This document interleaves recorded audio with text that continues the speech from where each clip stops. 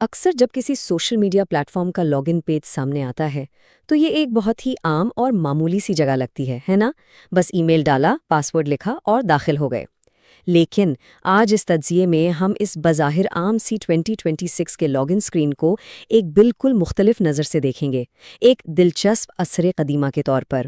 یہ اسکرین صرف ایک دروازہ بالکل نہیں ہے، یہ ایک بہت بڑے عالمی ڈھانچے کا خفیہ نقشہ ہے۔ یہاں لکھا ہوا ایک ایک لفظ، ہر ایک چھوٹا سا لنک اور ہر ہدایت دراصل ایک عظیم ڈیجیٹل سلطنت کی کہانی سنا رہی ہے۔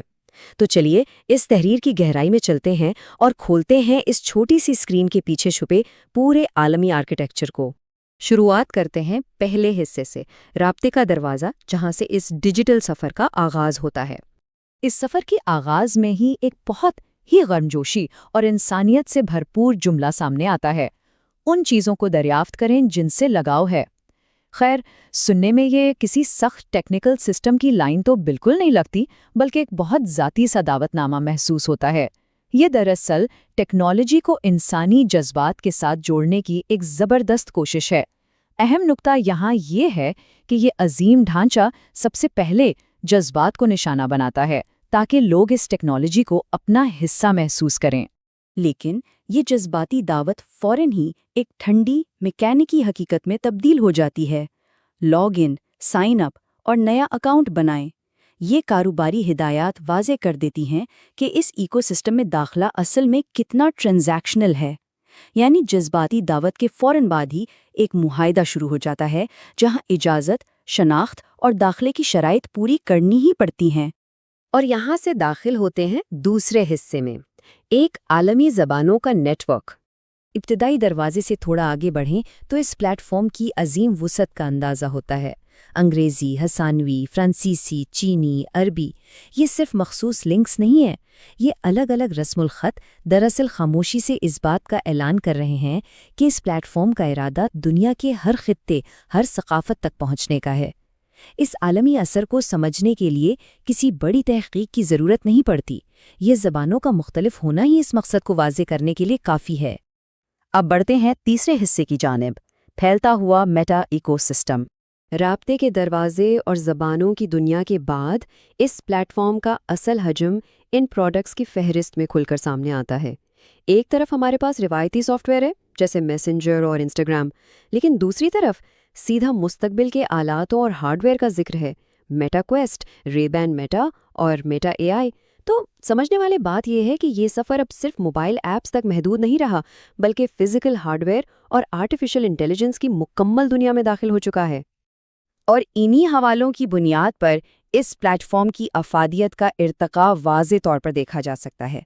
یہ سفر کہاں سماجی رابطوں یعنی فیس بک اور میسنجر سے شروع ہوا تھا اور اب سیدھا پیچیدہ مالیاتی لین دین تک جا پہنچا ہے، جس کا ثبوت میٹا پے اور میٹا اسٹور کی موجودگی ہے۔ اب یہ صرف دوستوں سے گپ شپ کی جگہ نہیں رہی، بلکہ ایک مکمل تجارتی اور مالیاتی مرکز بن چکا ہے۔ چلیے اب دیکھتے ہیں چوتھا حصہ، ڈیٹا کا کاروبار۔ یہ اس کا انتظامی اور کاروباری پہلو ہے۔ جب اس معاشرے کے کاروباری ڈھانچے کا تجزیہ کیا جائے تو ایک بہت ہی حیران کن حقیقت کھلتی ہے۔ عام داخلے کے لنکس صرف 15% ہیں، ایکو سسٹم کے 37% ہیں، لیکن سب سے بڑا حصہ، پورے 47% حصہ پالیسیوں اور کاروباری امور پر مشتمل ہے۔ یہ فگرز شاندار طریقے سے واضح کرتے ہیں کہ صفحے کا سب سے بڑا فٹ پرنٹ دراصل ان باریک حروف یا فائن پرنٹ کا ہے جو اس پورے کاروبار کو قانونی تحفظ فراہم کرتے ہیں۔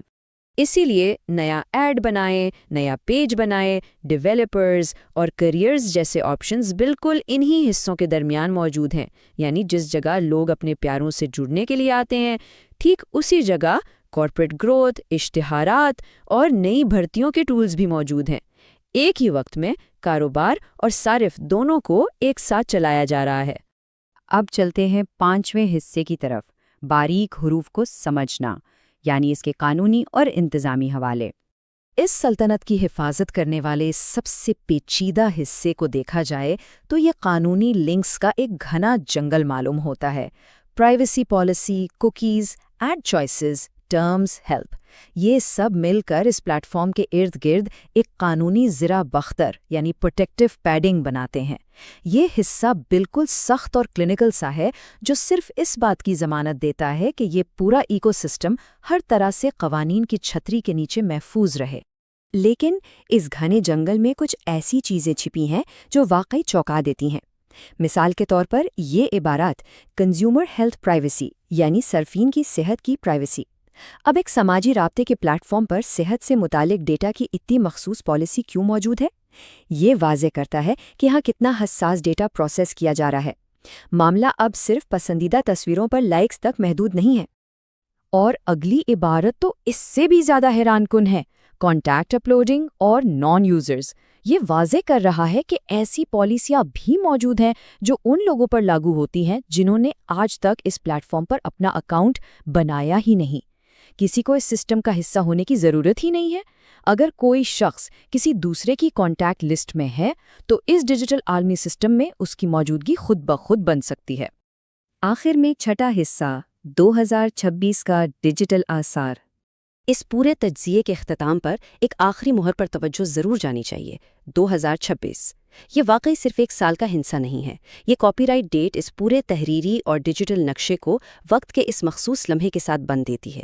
یہ سال 2026 کے ڈیجیٹل دنیا کے حقائق کا ایک بالکل واضح سنیپ شاٹ ہے، جو بتاتا ہے کہ اس وقت تک ٹیکنالوجی نے کیا شکل اختیار کر لی تھی۔ تو آج کی یہ وضاحت صرف ایک معمولی اسکرین کا مطالعہ تو بالکل نہیں تھی۔